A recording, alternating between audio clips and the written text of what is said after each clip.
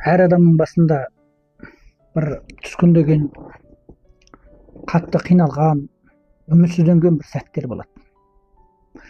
2016 жылы менің кәсібімде қатты бір құлдырау болды. Тіпті телефон ақыны құюдың өзі қиынға түскен сәттер болды. Содан бір ойға келдім. Мен бір жұмыс жасайын дедім да, бірақ жалғыз өзім. Содан кейін дүкенім бар. Жаңа дүкенімнің ішкі жағында бір бөлме бар.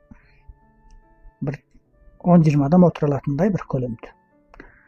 Соның тамына жаңарман жеңіс системасы деген бір қызыл плакат бар ғой, хынфу. Соған сондай бір жазу жаздырдым. Тамға шаптақ қойдым әлгіні. Жаңа арман жеңіс системасы дедім. Яғни мен бір жаңаша арманға жүкті болу керек екендігім, көкірегімде бір арманымның болу керектігім, және ол арман сөзсіз жеңіске жетуі, және ол системалы болу керек деп ойладым. Міне осы бойынша сол нәрсені жазып қойдым, күнделікті түрде соған қарап отырам. Содан кішкентайдан бастап отырып бір 500 қанша үйенді алғашқы қаржы етіп жаңағы жұмысты бастадым.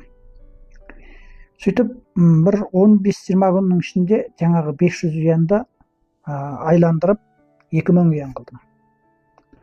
Одан бір айдың ішінде бағанағы ақшам қабатталып 4-5 мың үйен айналасында болды.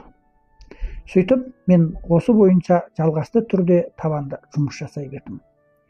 Ақырында мен сол бір 500 үйеннен бастаған жұмыстан саудамның жақсы болған айларында 25 мың үйенға дейін ақша таптым.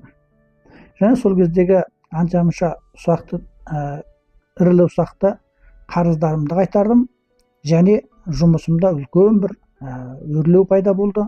Менің жаңағы кәсібімде, яғни бірге жұмыс жасайтын кәсіптестерімнің саны Алтай, Тарбағатай, Іле қатарлы өңірлерге жалпы жайылып, 200-ден астам адаммен бірге жұмыс жасадым.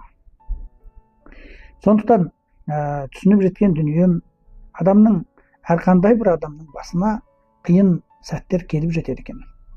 Бірақ мәселе, біз сол кезде үмітті өлтірмеуіміз, өзіміздің алға қойған нысанауымыздан ауытқымауымыз, табанды түрде жұмыс жасауымыз, ең маңыздысы сенімді болуымыз керек екен.